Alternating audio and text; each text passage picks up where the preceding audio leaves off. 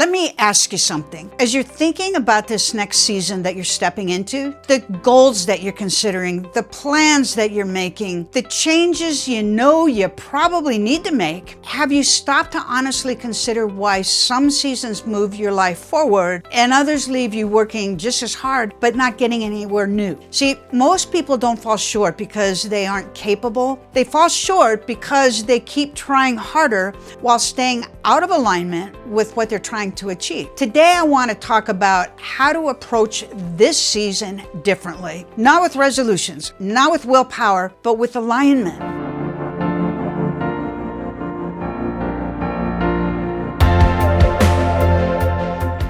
Some of you may be early in your journey. You're building, you're learning, you're wondering if you're even really ready maybe. Others of you may have years behind you. You have the experience and the perspective. Maybe you're asking a different question, like, what is this next season supposed to look like for me? If either of those fit, this matters. I didn't start my company in my 20s. I started at 39 as a widowed single mom. I was building a business from scratch and really learning as I built. I didn't have a business degree. I hadn't raised capital before, and I'd never held an executive role. But what I did have is I had faith and the willingness to learn and to change when something wasn't working. Over time, that work grew into a multi-million-dollar company, and it eventually sold to a multi-billion-dollar company. That didn't happen because I had all the answers. It happened because I learned when to stop, reassess, realign. After working with entrepreneurs and leaders in very different seasons, one pattern shows up over and over again. People seldom get stuck because they lack talent or opportunity. They get stuck because they keep doing what used to work even after it stopped working. See, real progress doesn't come from effort alone. It comes from being willing to take a step back and tell yourself the truth where you are, and then make thoughtful changes instead of emotional ones. If you're evaluating direction right now, closing one chapter, preparing for the next, there are three questions you really want to answer honestly. First, where are you today? Not where you wish you were, not where you think you should be, but where you actually are. And then just as important, do your current habits, decisions, patterns, do they support the goals and the dreams you say you want? See, clarity isn't about judgment. It's about seeing clearly enough to make better decisions. Second, if your habits, your choices, your patterns, if they don't support your goals and dreams, are you willing to change and adjust? It might mean choosing a different vehicle, changing jobs, adjusting habits, or just letting go of commitments that just don't fit where you're headed anymore. Change isn't starting over. It's making intentional course corrections when the direction you're on no longer leads where you want to go. And then third, are you willing to create a plan and follow it? Not a perfect plan, but a workable one, a plan that you can live with, a plan where the numbers work, and then a plan that accounts for real life, not just best case scenarios. See, lots of people have plans, lots to do, but very few have plans that are realistic or followed long enough to produce results. Consistency, it doesn't mean perfection. It means staying engaged, adjusting when needed, and then showing up long enough for progress to build. So before you commit to another set of goals, plans, this is a moment to really pause, not to rush, because moving to a higher level, to new goals, new outcomes, real transformation always requires change, not just effort. Romans 12:2 gives us the how to achieve transformation. It says, do not conform to the pattern of this world, but be transformed by the renewing of your mind. Transformation, it doesn't come from doing what everyone else is doing. It doesn't come from thinking the way everyone else thinks. And guys, in business, that's really good news, because you shouldn't think like everyone else. You shouldn't follow common advice,